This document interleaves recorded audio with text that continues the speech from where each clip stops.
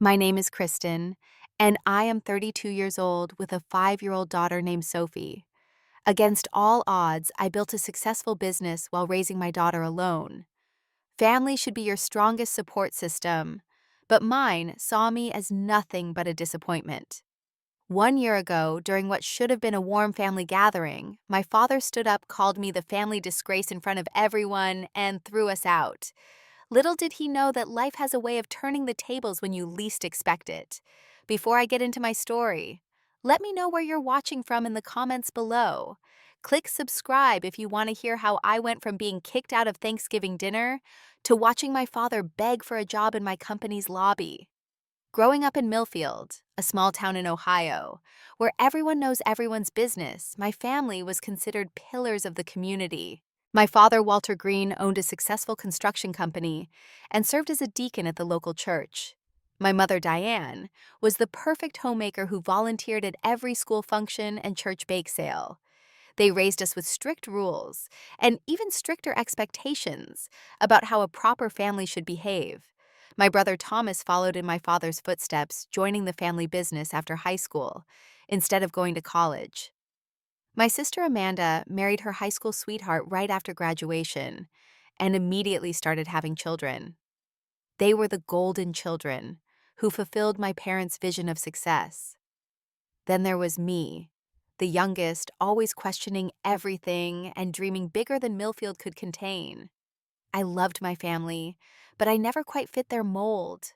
When I got accepted to Northwestern University in Chicago, with a partial scholarship, my parents reluctantly agreed to help with the remaining tuition.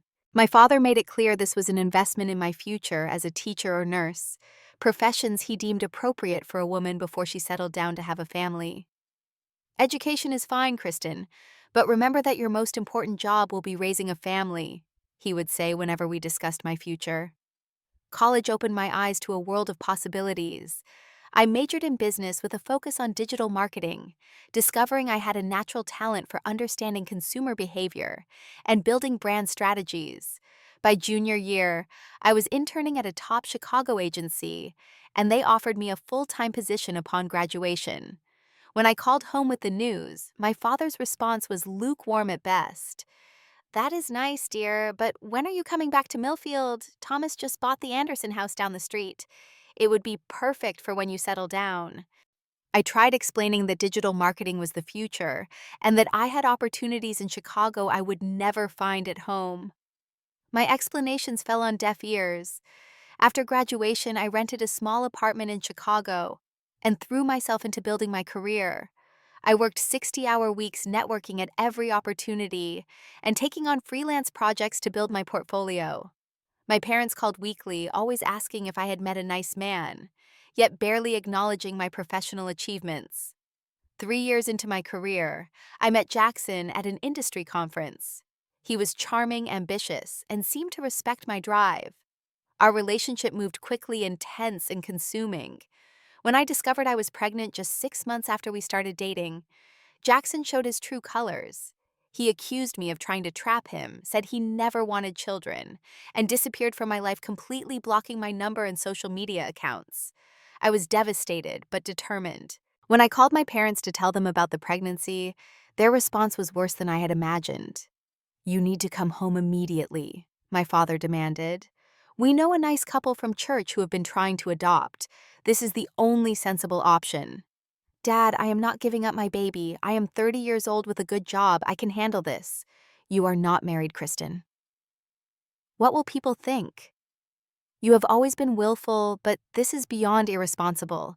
If you keep this child out of wedlock, do not expect our support." Despite their ultimatum, I chose to keep my baby. I had savings, a good job, and determination. During my pregnancy, I began laying the groundwork for my own agency, leveraging contacts I had made over the years.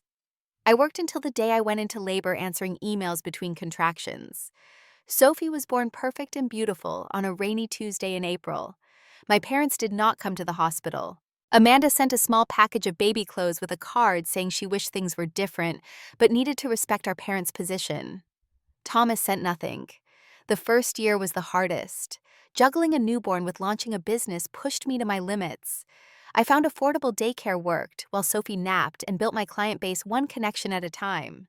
Some nights I cried from exhaustion, wondering if my father had been right about my choices.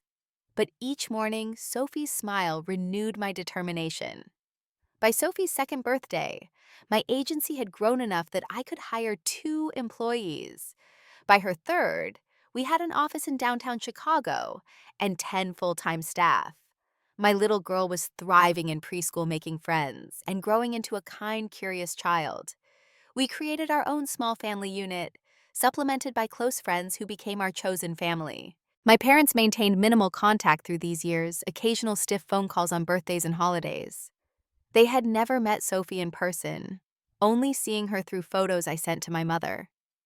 Each year, my mother would tentatively ask about Thanksgiving or Christmas plans, only to rescind the invitation when my father found out.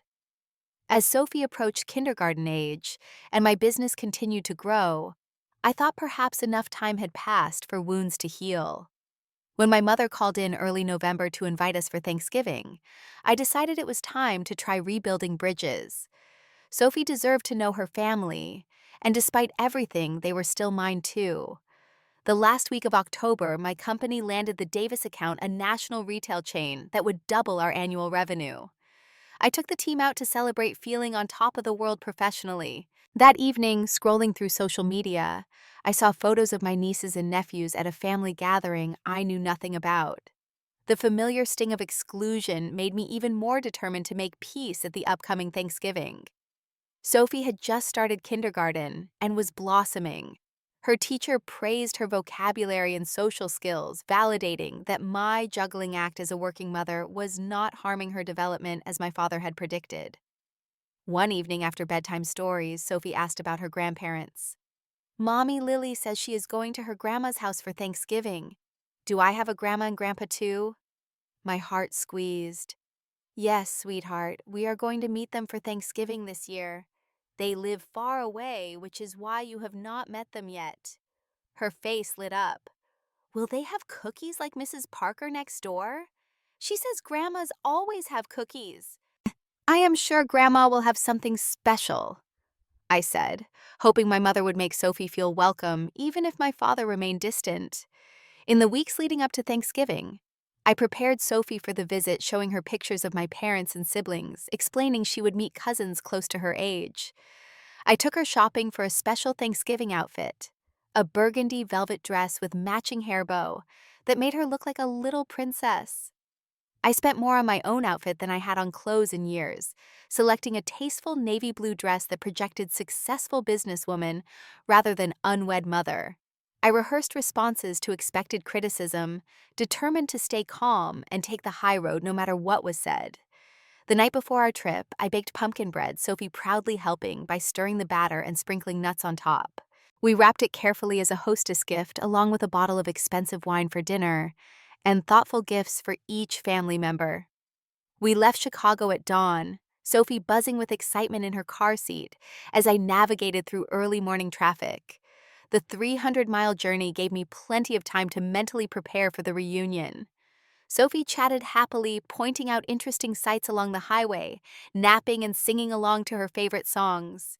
Her innocent enthusiasm both warmed my heart and intensified my anxiety. Pulling into my parents' driveway after so many years felt surreal.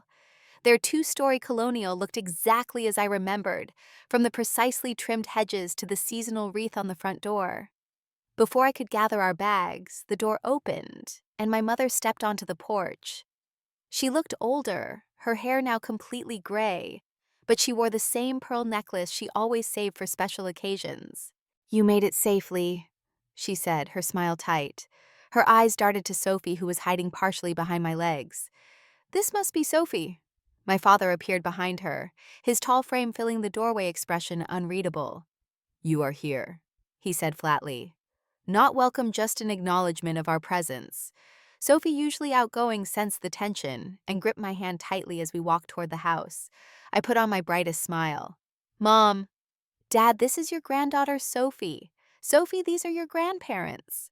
My mother bent slightly, maintaining a careful distance. "Hello, Sophie. You look just like your mother did at your age." My father merely nodded, then turned to go back inside. Bring your bags in. Thomas and his family will be here soon, and Amanda is already in the kitchen helping with dinner. The house was filled with familiar holiday scents, apple cinnamon candles, and roasting turkey. Stepping inside felt like traveling back in time, except now I had my daughter with me. My mother showed us to the guest room, the same one I had grown up in, now converted to a generic space with all traces of my childhood removed. As we unpacked, Sophie whispered, "Mommy, does Grandpa not like me?" "He just needs time to get to know you, sweetheart," I said, heartbreaking at her perception. "He is not very good at showing his feelings." Thomas arrived with his wife Jessica and their 3 children. My niece Abigail was 7, nephew Michael was 9, and the youngest Emily was 4, close to Sophie's age. I had hoped the cousins would hit it off immediately, but when Sophie eagerly approached them, they looked to their father first. Thomas gave me a stiff hug. "Kristen, it has been a while." He glanced at Sophie without addressing her directly. "Kids go play in the basement. The adults need to talk." The children ran off, Sophie trailing behind uncertainly. Jessica gave me a sympathetic smile, but said nothing as she followed my mother to the kitchen. Over the next few hours, extended family arrived. Aunt Patricia, my father's sister, looked Sophie up and down before commenting, "She seems well behaved at least." A blessing considering the circumstances. Uncle Frank, my mother's brother, and always my favorite relative, made a point of kneeling to Sophie's height and engaging her in conversation about kindergarten. His warmth stood in stark contrast to the polite coldness from everyone else. Throughout the afternoon, Sophie tried to join her cousins' games, but they had formed a tight unit over years of family gatherings, and she remained on the periphery, eventually settling next to me on the sofa with her coloring book. "Are you having a good time?" I asked quietly. She nodded bravely. "Yes, but I think the other kids are shy." Dinner preparation continued amid strained conversation about safe topics: weather, local road construction, the church fundraiser. No one asked about my business or our life in Chicago. When I tried to share Sophie's recent achievement of learning to read simple words, my mother changed the subject to Thomas's son winning a baseball trophy. At 4 o'clock, my mother announced it was time to gather for dinner. The formal dining table was extended to accommodate all 18 family members. I noticed immediately that Sophie and I were seated at the far end next to the kitchen door, away from the center where my parents presided. My father stood to say grace, his deep voice commanding attention. "Lord, we thank you for this food and for bringing family together in the proper way you intended. We are grateful for the blessings of traditional family values and the example they set for the younger generation. Amen." The pointed prayer set the tone. As dishes were passed around the table, conversation flowed around us, but rarely included us. Sophie, sensing she should be quiet, focused on her food, occasionally whispering questions about unfamiliar dishes. Uncle Frank tried steering conversation my way. "Kristen, your mother mentioned you have your own business now. That sounds impressive." Before I could answer, my father interjected, "A small online thing, I understand. Nothing like Thomas's position managing real construction projects with actual workers under him." I took a deep breath. "Actually, my marketing agency employs 10 people now, and we just landed a national retail chain as a client." My father scoffed. "Playing around on computers all day is hardly the same as honest work." I felt my face flush, but maintained my composure. "Digital marketing is a rapidly growing field. Our work drives millions in revenue for our clients." "And how does that online job work with being a proper mother?" Aunt Patricia asked, not bothering to mask her judgment. "Children need stability and attention." "Sophie is thriving," I replied evenly. "She is reading above grade level and has lots of friends at school." "And what does her father think of all this?" my father asked suddenly. The table went quiet. I knew this moment would come, but the direct attack still stung. "Sophie's father is not in the picture, as you know. Convenient to avoid responsibility," my father said, voice rising. "No marriage, no commitment, just modern selfishness." "Walter," my mother murmured, glancing anxiously at the children. He ignored her, warming to his topic. "This is exactly what happens when people abandon traditional values. Children raised without proper family structure, women trying to play businessman instead of focusing on their God-given role. I gripped my napkin under the table. Dad, I do not think this is an appropriate discussion for Thanksgiving dinner. Of course you do not. You never want to face the consequences of your actions. His voice thundered now. You show up here after years parading your poor fatherless child, expecting us to celebrate your failures. Sophie's small hand found mine under the table. I could feel her trembling. I came because I thought families should be together for holidays, I said, struggling to keep my voice steady. I hoped you might want to know your granddaughter. My father slammed his hand on the table, making the silverware jump. Know her. Know the living proof of your disgrace. You have always been willful, but becoming an unwed mother was the last straw. You are the family disgrace. Kristen and I will not pretend otherwise to spare your feelings. Shocked silence fell over the table. Even those who might have shared his sentiments seemed uncomfortable with the public outburst. Sophie's eyes filled with tears. I think we should go, I said quietly, standing and reaching for Sophie's hand. Yes, you should. My father stood too, pointing toward the door. You made your choices. Now live with them, but not under my roof. The rest of us are trying to enjoy a proper family Thanksgiving. My mother sat, frozen eyes downcast. Thomas studied his plate intently. Amanda looked torn, but remained silent.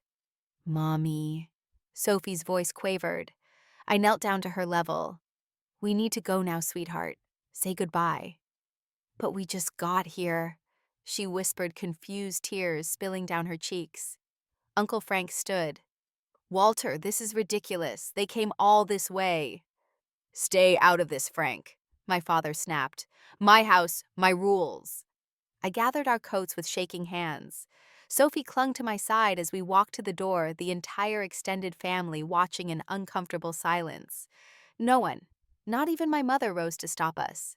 I am sorry you feel that way, Dad, I said at the door. Sophie deserved better from all of you today.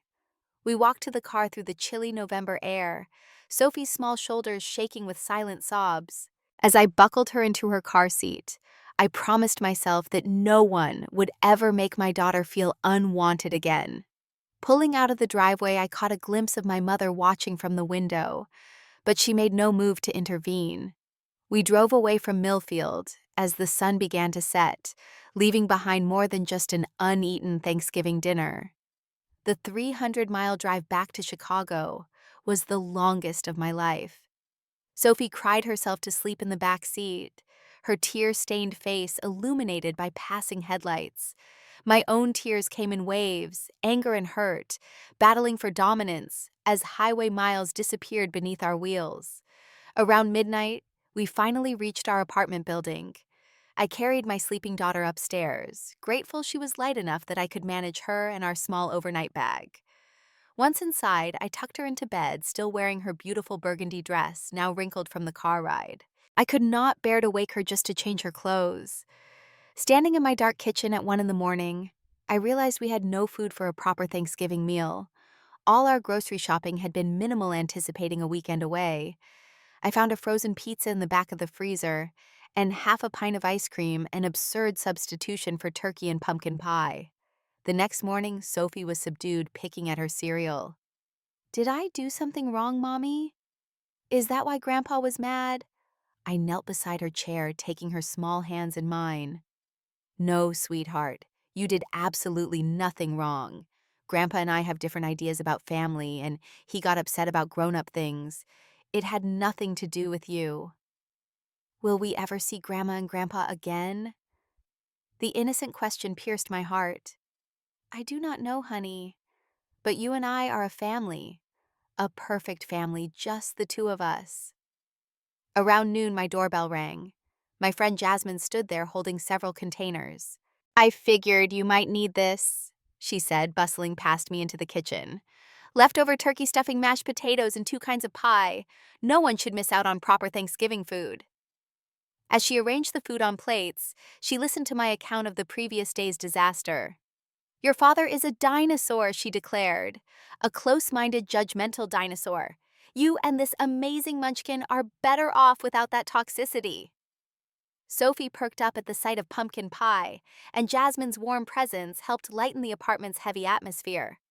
Later that afternoon, Marcus, my business partner, called to check in.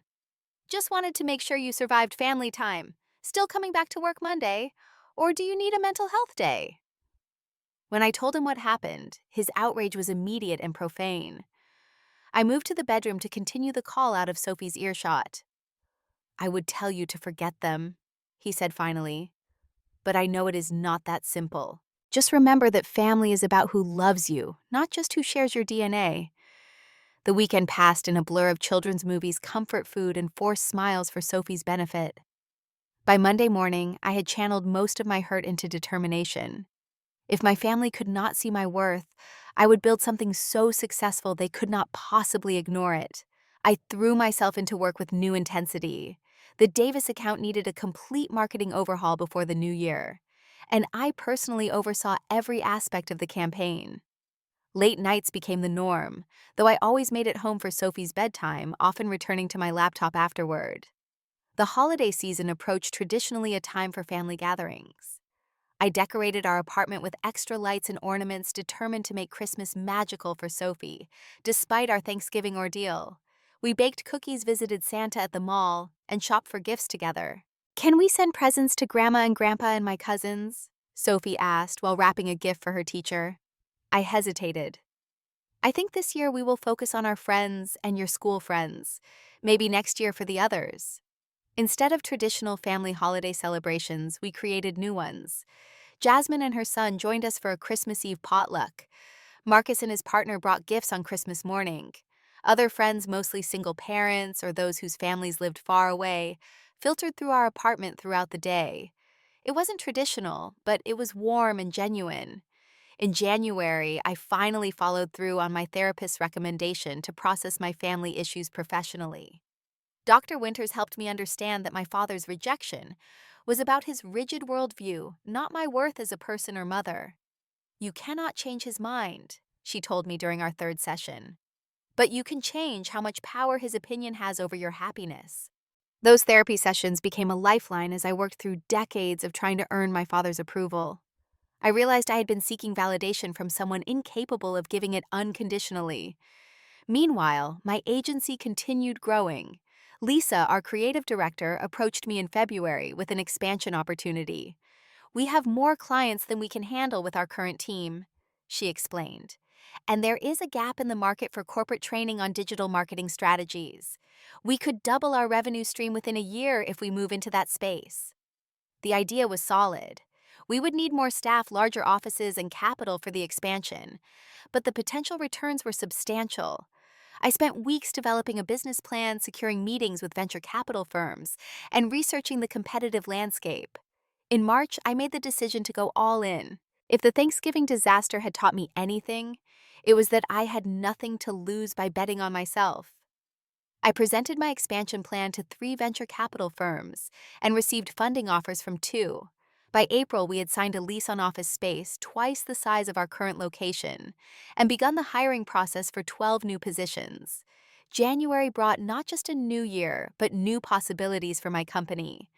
With the Davis account successfully launched, client referrals started pouring in. At our first strategy meeting of the year, I stood before my team of 10 employees with a vision that both excited and terrified me. "This year, we are not just growing, we are transforming," I announced. "Our digital marketing expertise positions us perfectly to expand into corporate training. Companies do not just need us to run their campaigns, they need us to teach their staff how to understand the digital landscape." Marcus raised an eyebrow. "That is a whole new business model, Kristen. Are you sure we are ready?" "Not yet," I admitted. "But we will be. I am planning to seek venture funding to support rapid growth. We will need to hire specialists, develop training programs, and significantly upgrade our infrastructure." The team's excitement was palpable as we brainstormed possibilities. By the end of January, I had drafted a comprehensive business plan and began reaching out to venture capital firms. In February, we moved forward with hiring, bringing on a training development specialist and 2 additional account managers to free up senior staff for the expansion work. Our little office began feeling cramped as desks multiplied. "We need more space," Lisa pointed out after bumping into the copy machine for the 3rd time that day. "And soon." I spent weekends touring potential office spaces, eventually finding a perfect location in downtown Chicago with room to grow. The lease would stretch our budget thin until the venture capital came through. But sometimes you have to leap before you are completely ready. My focus on business growth meant longer hours away from home. Sophie, now in kindergarten, noticed the change. One night after I missed her school art show because of an investor meeting, she asked the question I had been dreading. "Do you not like being with me anymore, Mommy?" My heart shattered. I pulled her into a tight hug. "I love being with you more than anything in the world. I am working hard right now so we can have a better future. But I promise to do better with important things like your art show." The next day, I interviewed Maria, a graduate student who needed flexible part-time work. She became our after-school nanny, picking Sophie up from school and staying with her until I got home. Maria's warmth and creativity made her an instant hit, with Sophie easing some of my working mother guilt. March brought breakthrough success when Thompson Ventures agreed to invest $2 million in our expansion. The morning after signing the paperwork, I stood in our soon-to-be former office and allowed myself a moment of pure triumph. The little agency I had built while nursing a newborn was now valued at 8 figures. We moved into our new space in April, the entire 15th floor of a sleek downtown building with views of Lake Michigan. The team expanded rapidly, growing from 10 to 25 employees within weeks. My days became a whirlwind of hiring interviews, training sessions, and client meetings. By June, we had 50 employees and had launched our corporate training division with 4 major clients already signed. The Henderson account, a Fortune 500 company with global reach, chose us over established competitors 3 times our size, cementing our reputation as innovators in the field. One evening in late June, studying expansion possibilities, I noticed an intriguing market opportunity in the Midwest. Several mid-sized cities, including my hometown of Millfield, lacked high-quality digital marketing services for their growing business communities. Opening a satellite office could be strategically advantageous. "Are you sure this is not about proving something to your father?" Dr. Winters asked during our next therapy session when I mentioned the idea. I considered the question carefully. It is a sound business decision based on market analysis. But yes, there is probably part of me that wants to succeed where he thought I would fail. "As long as you recognize both motivations," she responded. "Just be sure the business case stands on its own." It did. By August, we had secured office space in Millfield's small but growing business district and begun hiring local talent. I handled the process remotely, not yet ready to return to my hometown. The irony that I now employed more people than my father's construction company was not lost on me. Meanwhile, Sophie thrived in her new school, making friends easily and excelling academically. I bought a house in an upscale Chicago neighborhood with excellent schools a short drive from our office. The move from our apartment represented another milestone in our journey. "Mommy, this house is so big." "Can we get a puppy now?" Sophie asked as we explored the backyard of our new home. "Let us get settled first, then we will talk about puppies." I laughed, enjoying her excitement. Throughout these months of professional triumph, my only family contact came through occasional text messages from Amanda. She never directly mentioned the Thanksgiving incident, but sent brief updates about her children and polite inquiries about Sophie. I sent similar responses, maintaining the tenuous connection without expecting more. In July, I took Sophie to Disney World for a week, our first real vacation in years. Watching her face light up meeting princesses and riding attractions, I realized how much I needed the break too. For 7 days, I did not check email or take business calls, focusing entirely on creating memories with my daughter. Upon our return to Chicago, I found business booming beyond my most optimistic projections. The Millfield office had opened successfully, creating local buzz about the mysterious Chicago company investing in the small town. Marcus had overseen the launch in my absence. "You will never guess what happened," he said during our first day back meeting. "Your brother Thomas came by the Millfield office asking who we were. Apparently, the whole town is talking about the fancy new marketing company taking over the old Baker building." "Did he know it was my company?" I asked, pulse quickening. No, our local manager had no idea of the connection. She just gave him our standard information packet. I wondered if Thomas had reported back to my father, but I refused to let family drama distract me from our momentum. September brought unsettling news via Amanda's increasingly frequent texts. My father's construction company was struggling severely. The economic downturn had hit the local building industry hard, and several clients had canceled major projects. Dad has had to lay off half his crew, she wrote. He is taking it really hard. His company was always his pride and joy. I felt conflicted emotions reading this. Part of me felt a vindictive satisfaction that the father who had called me a disgrace was facing business failure while my company soared. Another part remembered the dad who had taught me to ride a bike and built me a treehouse when I was 8. In October, just weeks before the 1-year anniversary of the Thanksgiving disaster, Amanda sent another text. Just so you know, Dad has forbidden anyone from mentioning your name or your company's success. The rumors have reached him that you own the new place in town. Mom cries sometimes when she thinks no one is watching. I did not respond. There was nothing to say that would change the situation. Instead, I focused on our continued expansion and preparing for the upcoming holiday season, determined to make it better than the last. It was the Tuesday before Thanksgiving, almost exactly 1 year since my father had kicked us out of the family gathering. I sat in my executive office reviewing quarterly reports when my assistant knocked on the door. "There is someone asking to see you in the lobby," she said. "He does not have an appointment, but says it is a family matter." My first thought was of Sophie. Had something happened at school? But then I noticed my assistant's curious expression. "Who is it?" I asked, already reaching for my phone. "He says he is your father." My hand froze midair. "My father is here now." She nodded. Security called up. "He is waiting in the main lobby. Should I tell them to send him away?"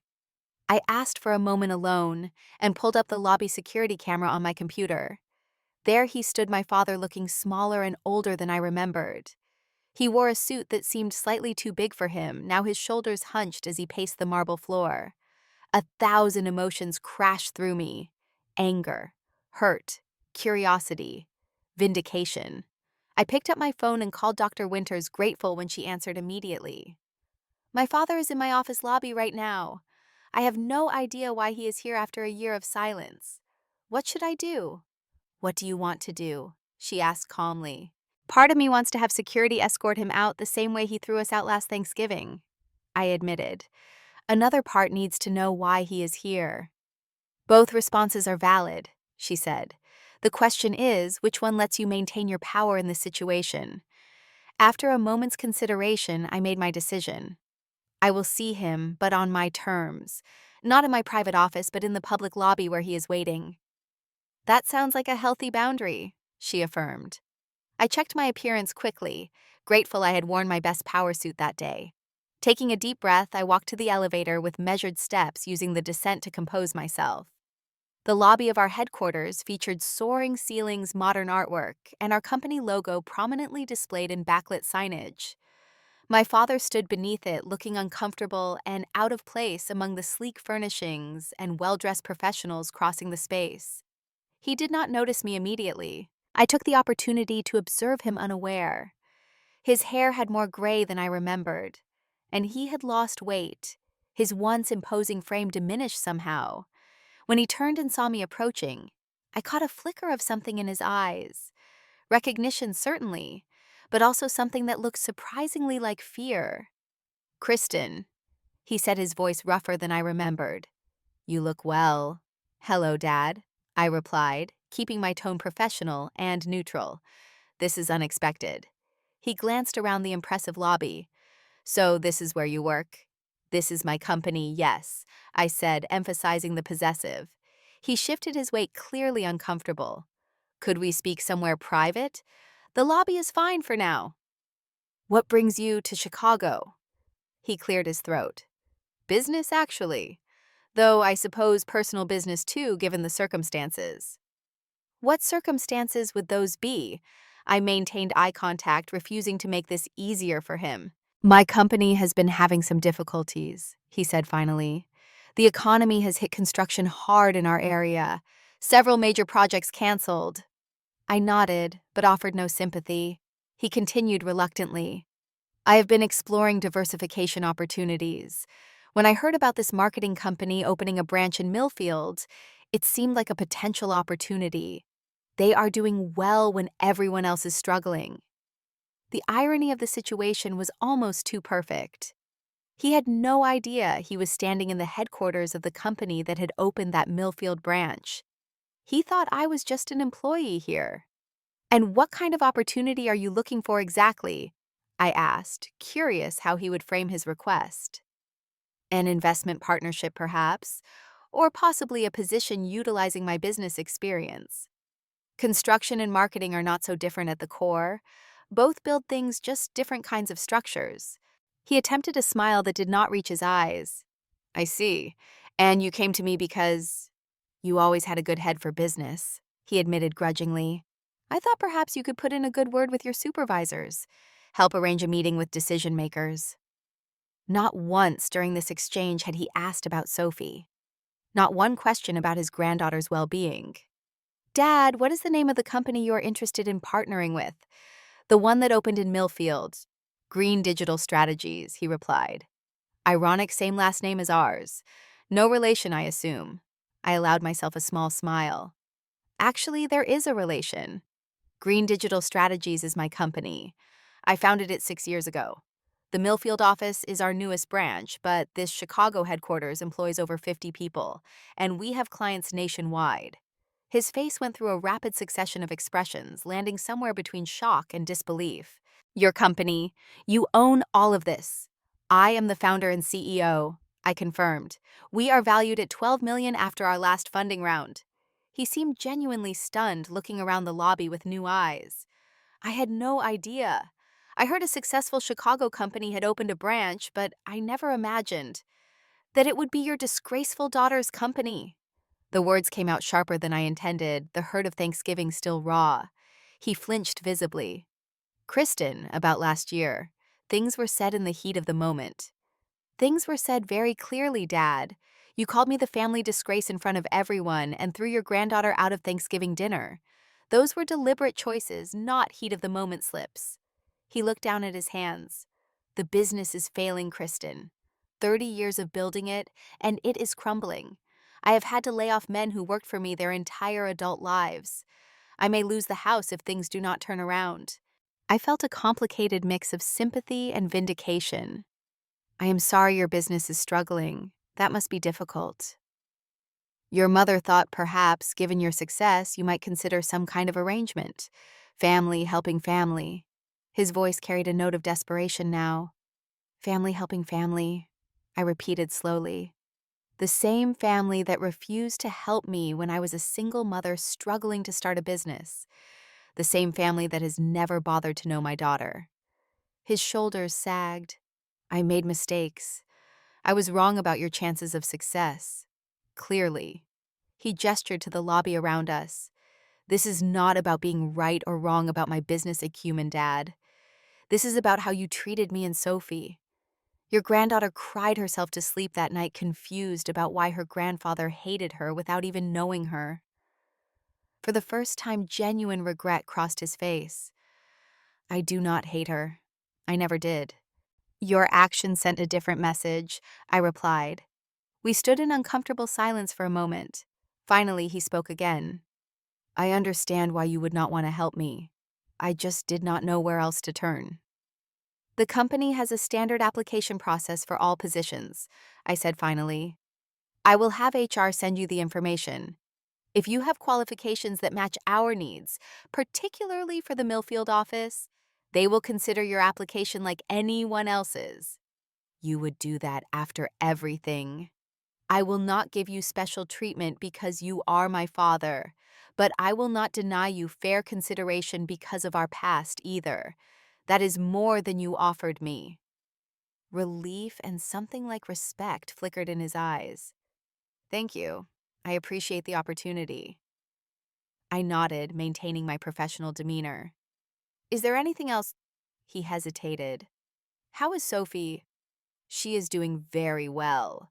First grade now, reading at a third grade level. She takes ballet on Tuesdays and has a best friend named Lily." She sounds like a bright girl, he said awkwardly. She is exceptional, I confirmed, and she has never had a chance to know her grandparents, which is their loss. He absorbed this statement without argument. Your mother misses you. She would never say it directly, but she does. She knows how to reach me. She always has. I glanced at my watch. I have a meeting in 10 minutes. If you want to apply for a position, contact HR through our website. They will set up a proper interview if your qualifications match our needs. I extended my hand formally, and after a moment's hesitation, he shook it. His hand felt smaller than I remembered, the grip less certain. Goodbye, Dad. I wish you luck with your business challenges. As I turned to walk back to the elevator, he called after me. Kristen, I was wrong. About your choices. I see that now. I paused, but did not turn around. Yes, you were. The elevator doors closed on the image of my father standing alone in the lobby, looking lost among the trappings of the success he had never believed I could achieve. After the encounter with my father in the lobby, I retreated to the executive bathroom, locked the door, and allowed myself 5 minutes of shaking hands and ragged breathing before composing myself for my next meeting. The confrontation had been both vindicating and emotionally draining. That evening, I picked up Sophie from her after-school program earlier than usual, needing the comfort of her uncomplicated love. We made cookies together and played board games, her cheerful chatter slowly unwinding the tension from my shoulders. After tucking her into bed, I was surprised by a call from my mother. We had not spoken directly since the Thanksgiving disaster. Kristen, her voice sounded thin and hesitant. Your father told me he saw you today. Yes, he came to my office. I confirmed, keeping my tone neutral. He said your company is very successful, that you have a beautiful office building downtown. There was a note of wonder in her voice, as though she had been picturing me working from a basement all these years. The company has grown significantly, yes. An awkward silence stretched between us. Finally, she spoke again. He said Sophie is in first grade now, reading above her level. She is doing very well, I said, unwilling to elaborate further. I have kept all the pictures you sent, she admitted quietly. In an album. Your father does not know. The revelation that my mother had been secretly treasuring photos of her granddaughter while publicly supporting my father's rejection stung more than I expected. Why are you calling Mom after all this time? She sighed. Things have been difficult here. The business, the house, your father's pride. Seeing you today made him realize how much has been lost between us. That was his choice, I reminded her. He called me a disgrace and threw us out. I know. For the first time, there was no defense of my father, no excuse for his behavior. I should have stood up to him then. I have regretted my silence every day since. I was not ready to absolve her so easily. Sophie asked about you for months afterward. I had to explain why her grandparents did not want to see her. I am so sorry, Kristen. Truly. We spoke for a few minutes more, mostly surface-level updates about family members. Before ending the call, she asked tentatively, would it be possible to see Sophie sometime? Perhaps I could come visit Chicago. I will think about it.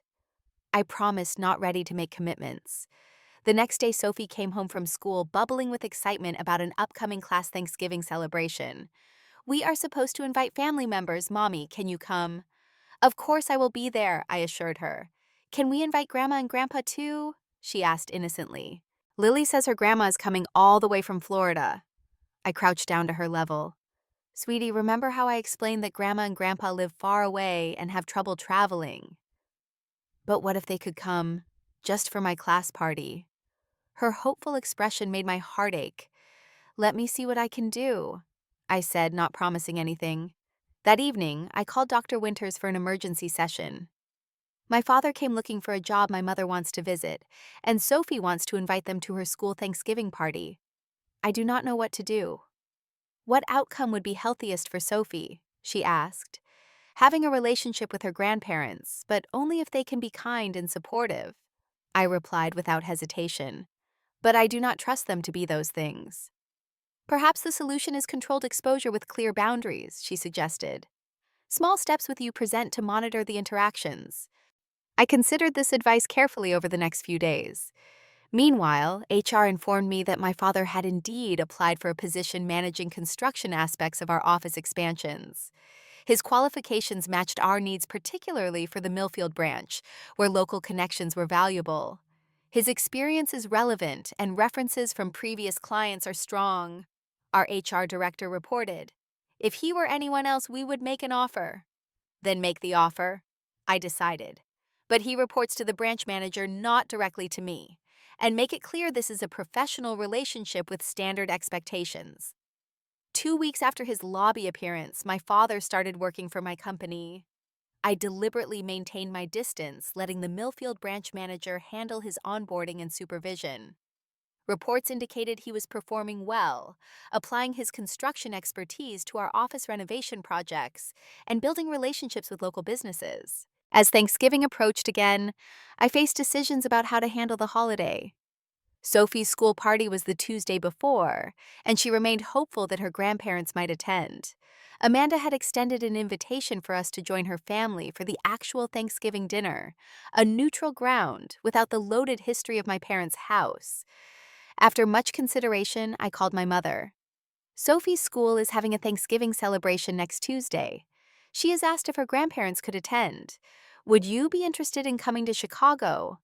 The silence on the other end told me she had not expected this opening. Both of us. Even your father. If he can behave appropriately and be kind to Sophie, yes. This would be a test run in public with me present the entire time. I laid out clear expectations about how they should interact with Sophie and what topics were off limits. We will be there, my mother promised, a tremor of emotion in her voice. The following Tuesday, I waited nervously outside Sophie's classroom watching for my parents. They arrived precisely on time, both looking apprehensive. My father wore a suit that hung loosely on his frame, evidence of his recent weight loss. My mother had dyed her hair since I last saw her, the gray now covered with a shade close to her original brown. "Thank you for allowing this," my mother said quietly, reaching for my hand, but stopping short of actually touching me. My father nodded stiffly. "The school seems nice." Before I could respond, Sophie's class door opened, and children began leading their family members inside. Sophie spotted us and ran over, stopping short when she noticed the unfamiliar adults beside me. "Sophie, these are your grandparents," I said gently. "Remember the pictures I showed you? This is Grandma Diane and Grandpa Walter." She regarded them cautiously. "You came all the way from Ohio." "We did," my mother said, crouching, despite her arthritic knees, to reach Sophie's level. "We wanted to see your special Thanksgiving party." "Did you bring cookies?" Sophie asked, remembering our conversation from last year. My mother laughed softly. "Not today, but next time I will bring my special snickerdoodles." "They were your mother's favorite when she was your age." Sophie turned to my father, who stood awkwardly behind my mother. "Are you still mad at Mommy?" The directness of the question startled all of us. My father cleared his throat. "No, I am not mad. I was wrong to get angry last year." Sophie considered this. "Okay, do you want to see my desk? I have the second best handwriting in class." Just like that, with the simple forgiveness only children can offer, Sophie led her grandparents into the classroom. I followed, watching carefully as they interacted with her, prepared to intervene at the first sign of judgment or criticism. But my father remained subdued, listening to Sophie's explanations of her artwork and school projects with what appeared to be genuine interest. After the school event, we went to a nearby restaurant for an early dinner.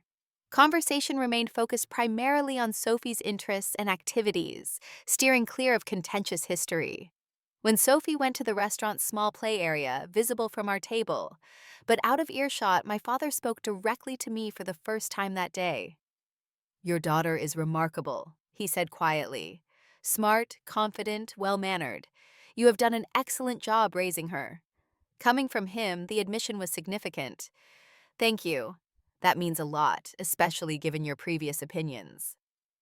"I was wrong," he said simply. "About many things." It was not a dramatic apology, but from a man who had rarely admitted error in his life, it represented a major concession. "Working for your company has been educational," he continued. Seeing how you run things, the respect your employees have for you, it is not what I expected. And what did you expect? I could not help asking. He sighed. Honestly, I expected to find evidence that your success was exaggerated or temporary. Instead, I found a well-run organization with loyal staff and impressive results. My mother reached tentatively for my hand across the table. This time I allowed the contact. We have missed so much of your lives, she said, tears gathering in her eyes. Sophie's early years, your business growth. I wish we could get that time back. We cannot, I said honestly, but we might be able to move forward slowly with clear boundaries. Amanda's Thanksgiving invitation provided the next opportunity to test these fragile beginnings. I accepted with conditions respect for my parenting decisions, no criticism of my career or life choices, and a promise that Sophie would be treated exactly like the other grandchildren. Thanksgiving at Amanda's house proved less stressful than I had anticipated. The neutral territory helped, as did the buffer of Amanda's husband and children. Sophie was delighted to reconnect with her cousins, who were more welcoming this time under their mother's watchful eye. My father remained subdued throughout the meal, occasionally catching my eye with what seemed like new respect. During a quiet moment, while the children were watching a movie in the living room, he approached me in the kitchen. "The Westfield project is coming along well," he said, referring to one of our company's new office renovations he was overseeing. "We will be under budget and ahead of schedule." "That is good to hear," I replied, appreciating his professional approach. He hesitated, then added, "I never thought I would work for anyone again, let alone my daughter. But it has been illuminating." "In what way?" "Seeing a different management style. The way you value innovation and encourage staff input. I ran my company like a dictatorship for 30 years. Perhaps that contributed to its struggles when times got tough." It was the closest we had come to a real conversation about business philosophy or personal growth. Before I could respond, Sophie ran into the kitchen. "Mommy, Emily says they have a treehouse in the backyard. Can I go see?" "It is getting dark, sweetheart. Maybe next time we visit." My father cleared his throat. "I could take her out there now. I built that treehouse for Amanda's kids 3 summers ago. It has lights inside." I considered the offer. It would be Sophie's first time alone with her grandfather. "All right, but bundle up. It is cold outside." Through the kitchen window, I watched my father helping Sophie up the treehouse ladder, holding a flashlight so she could see the steps. I could not hear their conversation, but when they returned 15 minutes later, Sophie was chattering excitedly about how Grandpa had promised to build her a treehouse at our house in Chicago. "Is that all right, Mommy? Grandpa says he can do it in the spring when it is warmer." I met my father's questioning gaze. "We will see. That would be a big project." "I have some experience with those," he said with the first genuine smile I had seen from him in years. We drove back to Chicago that evening, rather than staying overnight, maintaining the boundary of separate spaces, as we navigated this tentative reconciliation. As I tucked Sophie into bed, she asked, "Are Grandma and Grandpa going to visit us again?" "Probably yes. Would you like that?" She nodded sleepily. "Grandpa told me he was sorry he was mean before. He said sometimes grown-ups make big mistakes too." The simple wisdom in her acceptance brought tears to my eyes. "That is very true, sweetie." As I reflected on the day's events, I realized we had managed something I had not thought possible a year ago: a civil family gathering without dramatic confrontation or harsh judgment.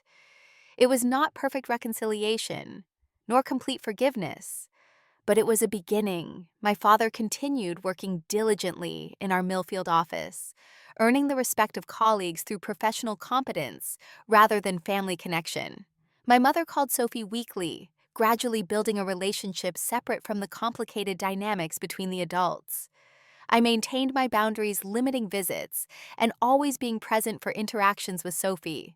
Dr. Winters helped me navigate the complex emotions of allowing my parents back into our lives while protecting myself and Sophie from potential hurt. "Forgiveness does not mean forgetting or excusing," she reminded me. "It means choosing not to let past injuries control your present and future." That wisdom guided my approach to family relations going forward. I could acknowledge my parents' efforts to change while still honoring the pain of past rejection. I could allow Sophie to know her grandparents while maintaining protective boundaries around our little family unit. The journey from being called the family disgrace to watching my father work for my company had been unpredictable and profound. More important than the professional vindication was the personal growth learning that my worth was never dependent on my father's approval. The true measure of success was not proving him wrong, but building a life where his opinion no longer defined me. As the holiday season continued, Sophie and I maintained our traditions with friends while cautiously adding limited family interactions.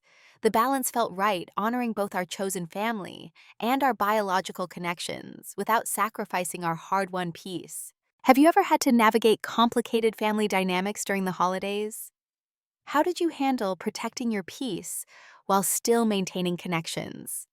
Share your experience in the comments below. Remember that sometimes the family we create is as important as the one we are born into. If this story resonated with you, please hit the like button and subscribe for more stories about overcoming family challenges. Thank you for joining me today. And remember that your worth is never determined by someone else's inability to see your value.